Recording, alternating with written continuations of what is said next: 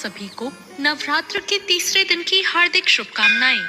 आइए सुनते हैं नवरात्र के तीसरे दिन माँ के तीसरे स्वरूप चंद्रघंटा माता की व्रत कथा। नवरात्रि के तीसरे दिन माँ चंद्रघंटा की पूजा आराधना की जाती है। देवी का यह स्वरूप परम शांतिदायक और कल्याणकारी है। इसलिए कहा जाता है कि हमें निरंतर उनके पवित्र विग्रह को ध्यान में रखकर साधना करनी चाहिए। उनका ध्यान हमारे इस लोक और परलोक दोनों के लिए कल्याणकारी और सद्गति देने वाला है। इन देवी के मस्तक पर घंटे के आकार का आधा चंद्र है, इसलिए इन देवी को चंद्रघंटा कहा गया है। पुराणों में माता की जिस कथा का जिक्र है, आइए उसे सुनते हैं।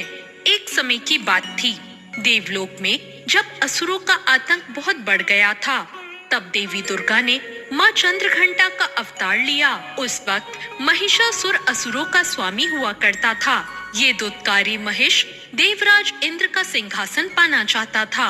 स्वर्गलोक पर राज करने की अपनी इच्छा को साकार करने के लिए उसने तमाम तरीके अपनाए। जब देवगणों को उसकी ये इच्छा का पता चला, तो वो चिंतित होकर त्रिदेव यानी ब्रह्मा, विष्णु और महेश के पास पहुँचे। देवताओं के मुख से महिषासुर के अत्याचार को जानने के बाद तीनों देवता अत्यंत क्रोधित हुए।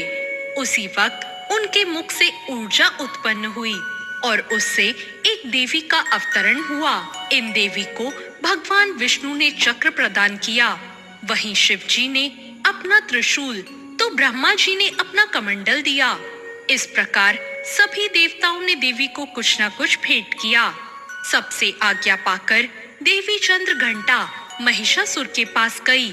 माता का विशालकाय स्वरूप देखकर दैत्य महिषासुर इस बात को भांप चुका था कि अब उसका अंत निश्चित है।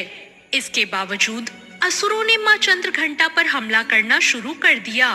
भयंकर युद्ध हुआ और महिषासुर काल के ग्रास में समा गया और महिषासुर का वध कर देवी ने सभी देवी देवताओं की रक्षा की। तो ये थी माँ चंद्रघंटा की कथा।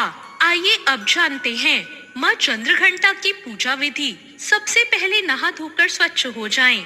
देवी की तस्वीर या मूर्ति स्थापित कर गंगा जल या फिर केसर और केवड़े से उसका स्नान कराएं।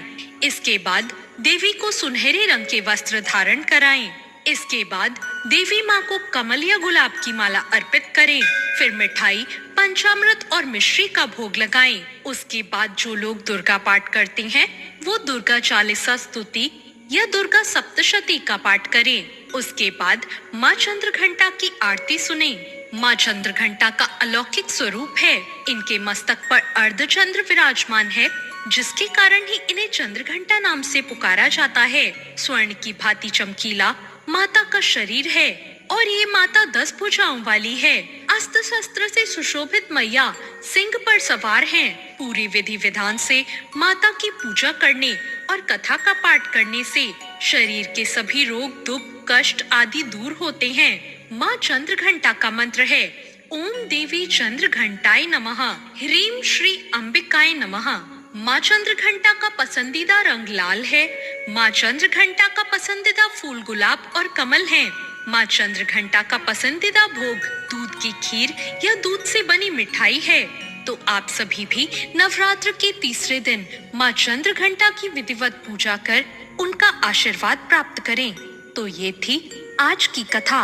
आपको ये कथा कैसी लगी, कमेंट करके जरूर बताएं। साथ ही मेरे चैनल